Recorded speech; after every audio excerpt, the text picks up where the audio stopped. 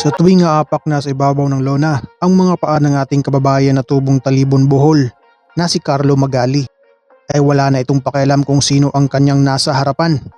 Kahit mas malaki man sa kanya, basta nagtangka itong humarang sa kanyang dadaanan, hindi niya ito pinagbibigyan kahit bawian man ang buhay.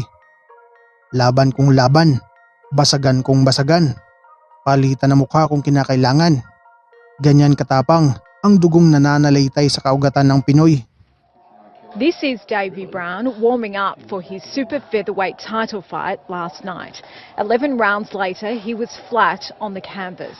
His horrified family watched as paramedics took the 28-year-old father of two to Liverpool Hospital, where he was placed on life support. Hopefully. Noong taong 2015 nang makaharap nito ang mas matangkad na Australiano na si David Brown Jr. para sa nooy bakanting titulo na IBF Pan Pacific Super Featherweight. Dito nga mga idol bossing ay binawian ng buhay ang Australiano matapos makatikim ng mga sunod-sunod na walang awang patama ng ating kababayan. Huwag na nating patagalin to mga lods, bakbakan agad. Sa early rounds mga bossing, gamit ang lahat ng mga advantages na Australianong boksingero, lamang ito sa puntusan. Ngunit pagpatak ng round 6, dito na nagbago ang ihip ng hangin.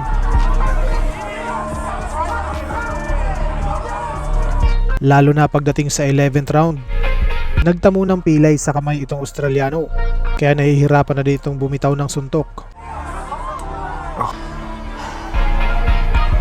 15 segundo na lang ang natitira. Sunod-sunod na kamao ng Pinoy ang kumonikta sa katawan at ulo ng Australian boxer.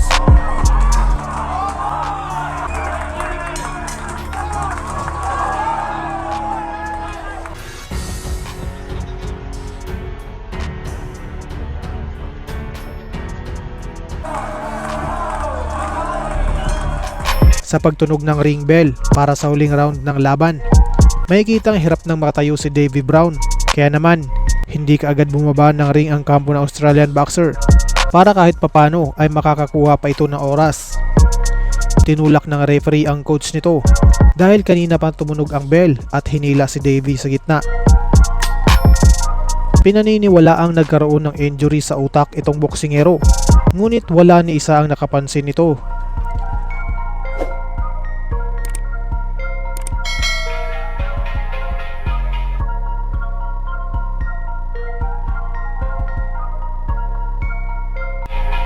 Sa final round na ito, kitang-kita na hindi na gumaganti ng suntok ang kalaban, pero wala ni isang naglakas ng loob para itigil ang laban.